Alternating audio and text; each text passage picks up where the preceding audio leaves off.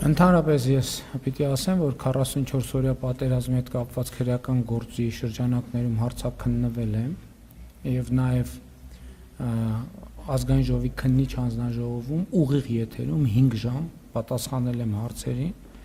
ինչ վերաբերում է զոհողություններին, այդ բոլոր զոհողությունները մեր աչքի առաջ են։ Հայաստանի Հանրապետությունը անցել է շատ ծանր փորձությունների միջով եւ վերջով մենք հասել ենք ինքնիշխանության եւ պետականության նոր մակարդակի։ Ինչ վերաբերվում է թե լրագրող Նիկոլ Փաշինյանի ժամանակի արդարությունը սա է, խոսքի ազատությունը սա է, այո, խոսքի ազատությունը դա է, որ դուք այդտեղ կանգնած եւ մյուսները ձեր հարցերը անկաշկանդ տալիս եք եւ ստանում եք ձեր պատասխանները անկախ նրանից ինչքանով եք գոհ այդ պատասխաններից։ Ինչ վերաբերում է օրինակ ես մի քանի անգամ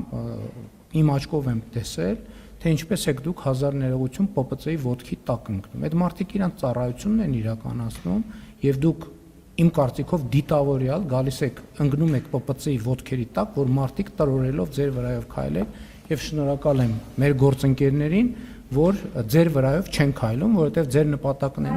իմ կներեք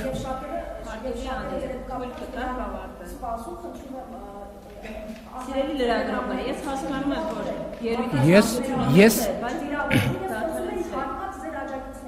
Ես էլ խոսում եմ ձեր մասին, հարցը տվեցիք լռեք մի հատ, հա? Լռեք ասցի, լռեք թե չէ հենց հիմա դուրս կտարվեք ստեղից։ Լռեք հենց հիմա, ասցի լռեք հենց հիմա, լռեք հենց հիմա, լռեք հենց հիմա, լռեք հենց հիմա, ասցի լռեք հենց հիմա։ Մի րոպե սպասեք։ Ես ուրեմն պատասխանատու ասում եմ, որ դուք դիտավորյալ պարկում եք, որպեսզի